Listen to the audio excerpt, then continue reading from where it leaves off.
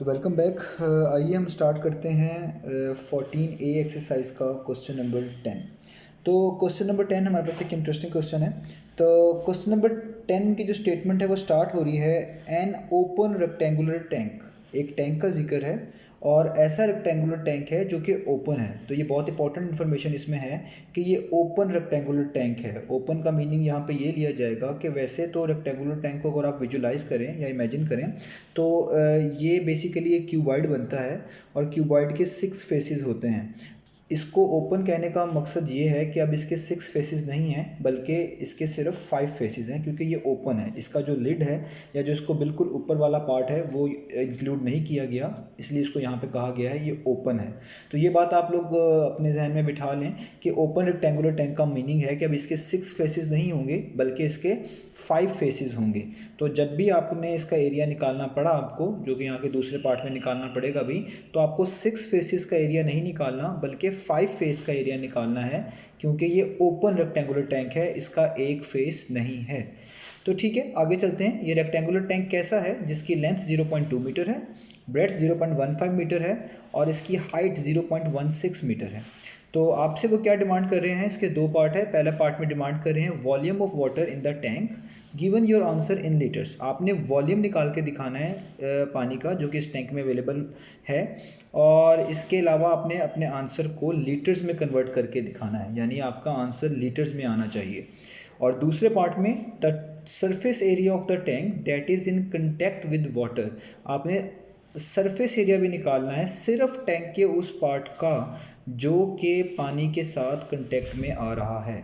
तो ये बात क्यों इतनी इम्पॉर्टेंट है और मैंने इस पर एम्फसाइज भी किया है, वो ये है कि देखें, आपको जो हाइट लेंथ जो दी हुई है वो रेक्टेंगुलर टैंक की है, ब्रेड्थ भी रेक्टेंगुलर टैंक की है, और आगे कहा हुआ है contains water to a height of 0.16 metre.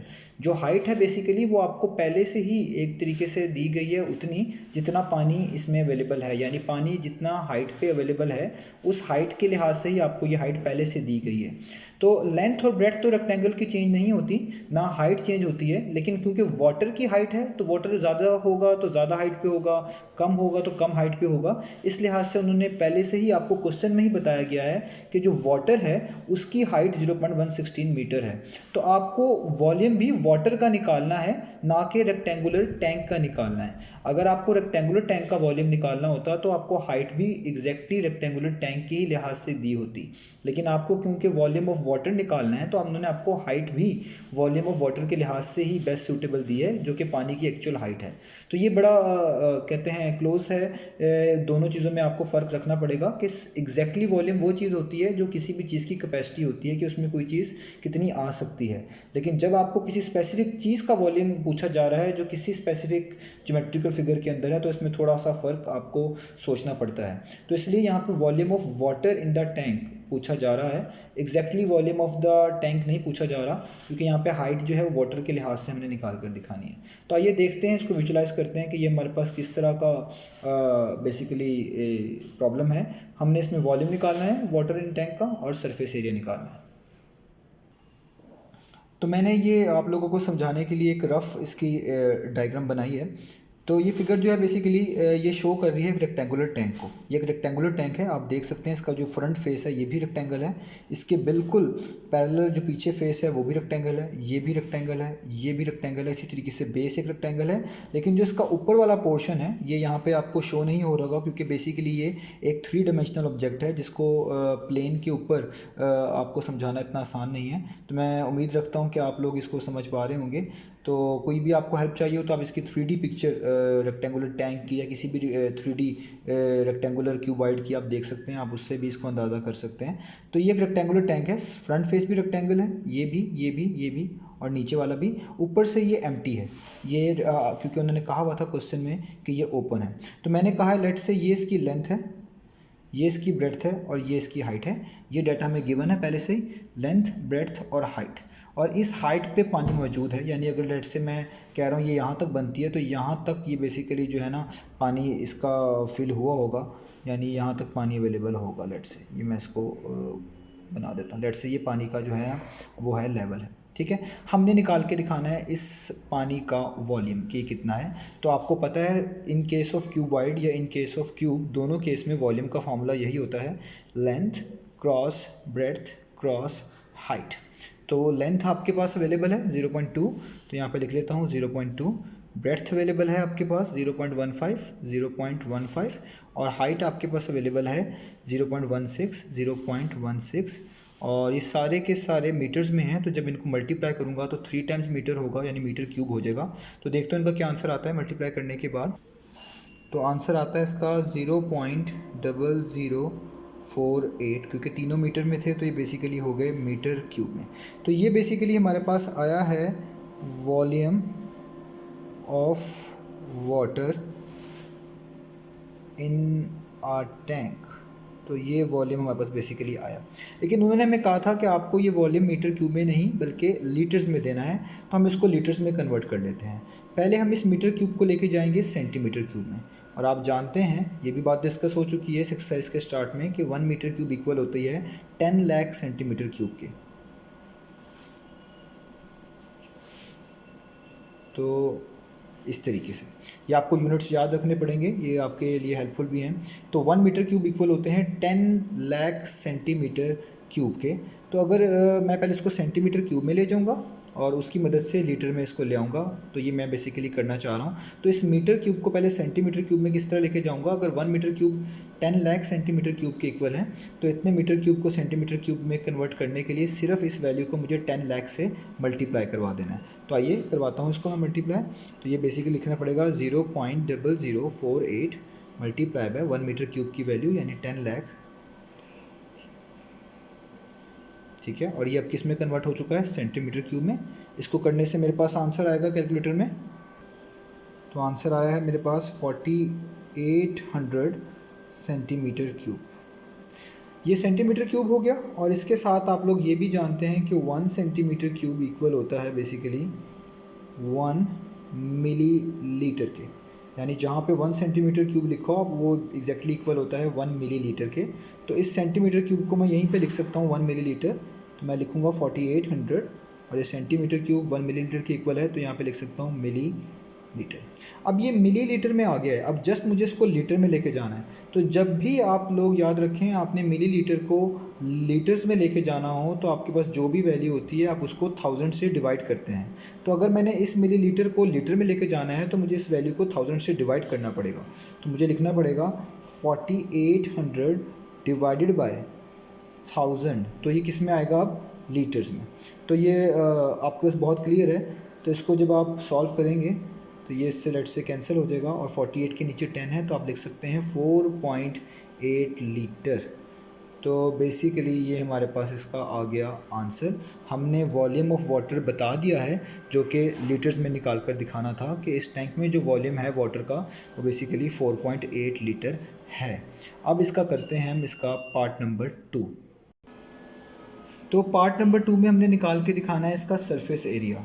तो इसको निकालने से पहले मैं आपको 2 बातें कहना चाहूँगा। एक तो आप लोगों को याद रखना है कि ये rectangular tank open rectangular tank है, इसके 6 फेसेस नहीं बनते क्योंकि ये ओपन है, इसका ऊपर वाला फेस नहीं है, तो इसके सिर्फ 5 रेक्टेंगुलर फेस बनते हैं। इसका मतलब है हमें एरिया भी सिर्फ 5 रेक्टेंगुलर फेस का ही चाहिए, 6 का नहीं चाहिए। दूसरी बात जो मैं कहना चाहूँगा कि अगर आपको इसका सरफेस एरिया निकालने में इशू आता है तो आप इसकी इस एक्सरसाइज के जो स्टार्टिंग क्वेश्चंस थे उसको आप ज़रूर देखें वीडियोज़ में, उसमें हमने सरफेस एरिया और वॉल्यूम जो है ना कैलकुलेट किया हुआ है, जो कि आपके लिए हेल्पफुल हो सकता है। तो आइए अब देखते हैं सरफेस एरिया किस तरह कैलकुलेट करते हैं हम। तो सरफेस एरिया के लिए आपको बेसिकली लेंथ क्रॉस ब्रेड्थ करनी पड़ती है हर फेस की, यानी हर फेस का आपको एरिया निकालना पड़ता है और उसके बाद उनको ऐड कर देना पड़ता है। उसके बाद जाके आप निकाल पाते हैं टोटल सरफेस एरिया। तो सबसे पहले हम बात करते हैं इस वाले सरफेस की जो बिल्कुल ग्राउंड पर है, यानी ये रेक्टेंगुलर टैंक की जो बेस है, ये भी तो एक रेक्टेंगल है ना।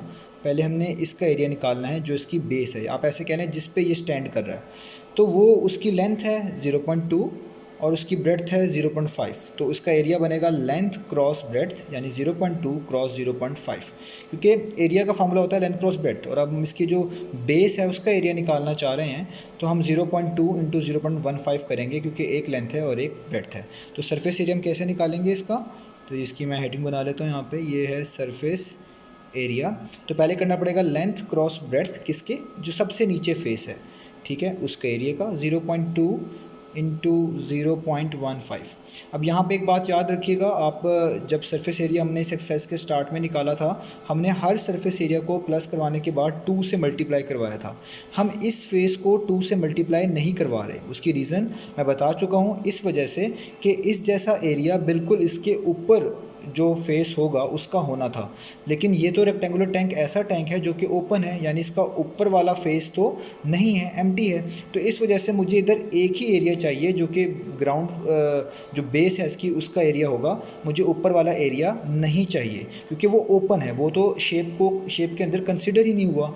तो अगर ये क्लोज्ड फिगर होती, इसके 6 के 6 फेसेस होते, तो इस जैसे फेस का एरिया 2 मरतबा प्लस कराना पड़ता, इस वजह से मैं यहाँ पे 2 लिखना भी पड़ता। लेकिन क्योंकि ये ओपन रेक्टेंगुलर टैंक है तो सिर्फ ग्राउंड पे जो है बेस जिस पे ये स्टैंड कर रहा है, हमें सिर्फ उसका एरिया 1 मरतबा इस्तेमाल करना है, 2 मरतबा इस्तेमाल नहीं करना। तो ये तो हो गया 5 में से एक फेस का एरिया, इसमें प्लस करवाना पड़ेगा।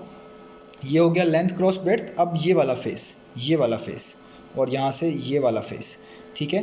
तो इसकी भी बनेगी, एरिया का फॉर्मूला वही होगा, यानी लेंथ क्रॉस ब्रेड्थ। तो इस केस में आप कह लें लेंथ ये है और ब्रेड्थ ये होगी, तो ये होगी 0.15 और ये होगी बेसिकली 0.16। तो यहाँ पे लिखूँगा 0.15 इंटू 0.16 और इसमें भी मुझे प्लस करवाना पड़ेगा।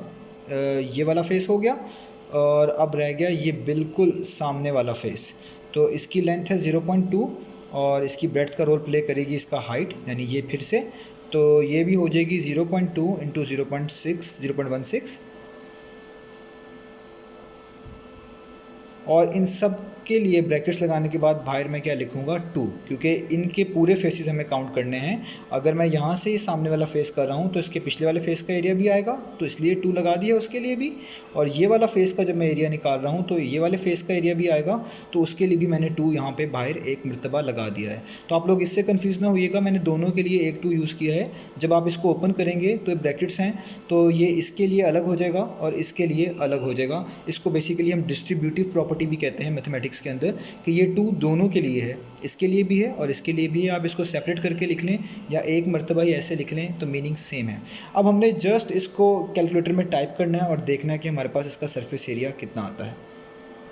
तो हमारे पास इसका आंसर आ रहा है 0.142 मीटर स्क्वायर। तो ये इसका सरफेस एरिया हमने निकाल लिया, यही हमने फाइंड आउट करना था। तो ये क्वेश्चन यहाँ पे ख़त्म हुआ। इसके साथ मैं आपको यहाँ पे होमवर्क भी देना चाहूँगा कि जो आप लोग ट्राई करें इसकी एक्टिविटी के तौर पे। तो आप लोग इसका क्वेश्चन नंबर 11 ज़रूर तैयार करिएगा, वो ख़ुद से ट्राई करें और मुझे बताएं कि वो आपसे सॉल्व होता है या नहीं होता। क्वेश्चन नंबर 11 सेम इसी जो बेसिकली रूल्स एंड रेगुलेशन पे आपने करना है, तो वो आप लोग खुद से ट्राई करिएगा। तो मैं उम्मीद करता हूँ आपको ये चीज़ समझ आई होगी। 3D पिक्चर्स को समझाना प्लेन बोर्ड पे थोड़ा सा डिफ़िकल्ट हो सकता है, तो उसके लिए पहले से मेरी तरफ से अपॉलॉजी है अगर इसमें कोई कमी पेशी रही हो। तो मिलते हैं इंशाल्लाह नेक्स्ट वीडियो में।